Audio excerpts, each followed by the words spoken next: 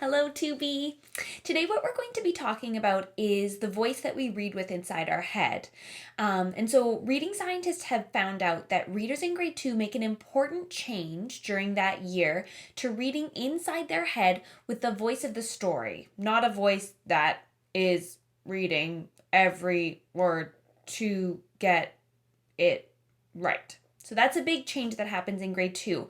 And what we call that change is reading with fluency. And fluency is important not just because it sounds really good when we read fluently instead of like a robot, but also because it really helps with our comprehension or our understanding. So when I read fluently, I understand much better than when I'm reading from word to word without fluency and without the voice of the story that I'm reading.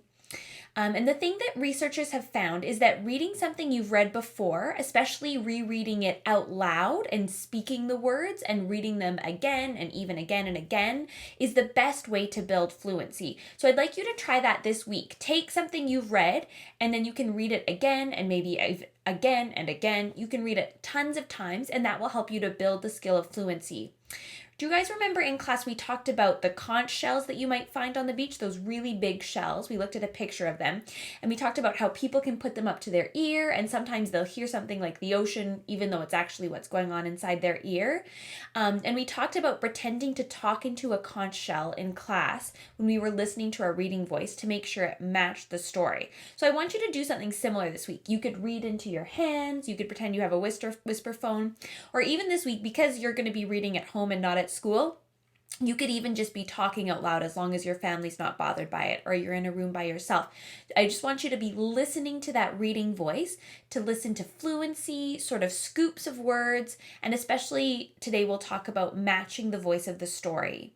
So I'm just going to do a quick example of that with The Days the Crayons Quit by Drew DeWalt, illustrated by Oliver Jeffers. I even saw James H. was reading this last week, which was very fun. This is an excellent book, James H. And I'm just going to choose a page to give an example of matching the voice of the story. So let's start with the red crayon. So it says, "Hey Duncan, it's me, Red Crayon. We need to talk. You make me work harder than any of your other crayons. All year long, I wear myself out coloring fire engines, apples, strawberries, and everything else that's red." Now, grade 2s, I'm hearing myself talk in a way that does not match the words in this story. I was sort of speaking in a chipper way. I was being pretty happy about things. But if I listen to the words from the red crayon, I don't think my reading voice was matching the words in this book. So I'm going to try again and try to match the words in the book. "Hey, Duncan. It's me, Red Crayon. We need to talk. You make me work harder than any of your other crayons. All year long, I wear myself out coloring fire engines, apples, strawberries, and everything else that's red. I even work on holidays. I have to color all the Santas at Christmas and all the hearts on Valentine's Day." So grade 2s, can you hear there? I'm trying to match it a bit better, and I think I'm getting sort of the grumpy, annoyed, exasperated tone of this red crayon. So make sure when you're reading this week to do the same. Listen to what you're reading and make sure that it matches the words that you're saying. Maybe you're matching how the character would say something, or maybe you're matching the emotion on a page. So be thoughtful about that. And if it doesn't seem quite right, you could stop and go back, or you can adjust to make sure your reading voice matches the story. I'm going to read you a story right now called Rechenka's Eggs by Patricia Polacco, and I always read this at Easter every year. So Easter is this weekend, that's why I'm reading it. And normally this year, at this time of year, I make pisanki, Ukrainian Easter eggs, with my grade 2 class, but we won't be able to do that this year. So maybe I'll send you guys some videos of what that's like, making Ukrainian Easter eggs. So here's the book. I hope you guys like it. Rechenka's Eggs by Patricia Polacco. Babushka lived alone in a dacha, a little house in the country, but she was known far and wide for the fine eggs she lovingly painted. Her eggs were so beautiful that she always won first prize at the Easter festival in Moskva.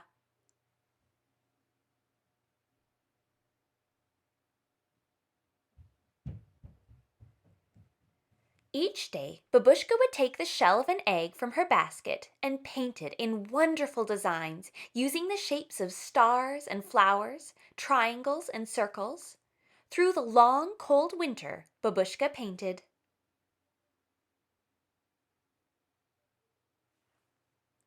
Then one day after a snowstorm, Babushka went outside. She could still hear the faint sound of falling snow. It was a sound like soft rain. Herds of caribou came to feed at Babushka's because the grasses they usually ate were covered with snow. A miracle, she whispered as she fed some. These wild things have found their way to me. Just then, a flock of noisy geese honked loudly overhead. As they glided over the snow, one of them faltered and fell from the sky. Babushka went to where the goose lay, crumpled in the snow. A hunter did this, Babushka grumbled. She carefully picked up the goose and took it back to her little house. There she fed the little goose from her own table and put the goose in her best basket lined with the warmest quilt from her own bed. I shall name you a good name, one that we can both like, eh, my little friend? She said as she patted the goose's head. How do you like Rechenka? Yes? Then Rechenka it shall be. With Babushka's care, Rechenka grew stronger as each day passed. To repay her kindness, Rechenka laid an egg for breakfast every morning. As Rechenka got better, she waddled around the little house, exploring every nook, cupboard, and corner. One day she jumped on top of Babushka's work table, overturning the jars of bright-colored paint that she used to color the eggs. "Niet!" Babushka screamed as she chased the goose with a broom. "No!" The frightened goose flapped her wings to get away and knocked over the basket of eggs that Babushka had so lovingly painted. The eggs crashed onto the floor and shattered into millions of pieces. They were both very sad. There was no reason now for Babushka to go to the festival. The next morning, Babushka slowly got out of bed and trundled over to Rechenka's basket to get her morning egg. But when she reached into the middle of the quilt, she picked out the most brilliantly colored egg that she had ever seen. "A miracle," Babushka whispered. "A miracle." She made small holes at both ends of the egg and blew the yolk and white into a dish to cook and eat later for breakfast. Then she held the egg up to the morning light and marveled at its beauty. After that, every morning for 12 mornings, there was another egg, each more beautiful than the one had laid the day before. Soon Rechenka had enough eggs to take to the festival in Moskva. How wonderful, she thought. A miracle to replace the eggs that had been broken. "Spring is here, my little friend," Babushka said to Rechenka the morning of the festival. "Soon now you will be flying off to the north with your flock." She bustled to the hearth and brewed some of her most favored tea. The two shared a saucer of tea with kulik, a sweet Easter bread. She covered each piece with pashka, a spread of cheese, butter, and raisins. They savored each bite together. "One for you, one for me," Babushka chanted. "Da, da, my little friend. I shall sorely miss you, but you are a wild thing, and a miracle sent you to me. It would not be right to ask you to stay here with me forever." When Babushka left her little house, she took one last look at Rechenka sitting on the doorstep. She waved, then took determined steps for Moskva with the basket of her precious eggs. She crossed Liptov Valley, where the caribou mothers were walking their newborn calves. A miracle, she thought. New little lives, a miracle. She crossed the bridge over the Moskva River, and soon she could see the onion domes of old Moskva. The festival was bright and exciting. There were goat carts selling kulik, processions, dancers, jugglers, and laughing children playing and running. Babushka showed her old friends the eggs. "Her eggs are the most beautiful in all Russia. Look at them," the elder said. "They almost glow, as if the paint is part of the egg itself." The judges picked Rechenka's eggs as the most beautiful. Babushka was so happy. She beamed as she looked at the first prize, a feather bed quilt.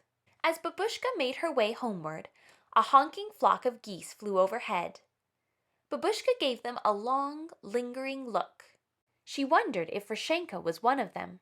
When Babushka arrived at her home that evening, Rechenka was gone. Alone, she put the new quilt on her little bed.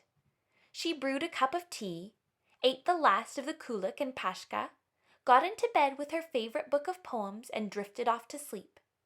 She hadn't noticed Rechenka's basket. But that night Rechenka was awakened from a sound sleep by an ever so small sound. It was coming from Rechenka's basket. She hobbled over and saw a glorious egg, but this one was different from all the others. It quivered and moved. It made tiny muffled sounds. The egg jumped, bumped, rolled, and pitched in the basket. Then there was a crack, and Babushka could see the very special gift that Rechenka had left for her.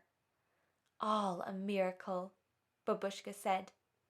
And this little goose remained with Babushka always. All right, grade 2. So that's something I'd like you to work on this week. Listening to that reading voice, you can read it out loud. I'd like you to reread your reading and listen for making sure that your reading voice matches your reading. I hope you guys are having fun reading. Bye.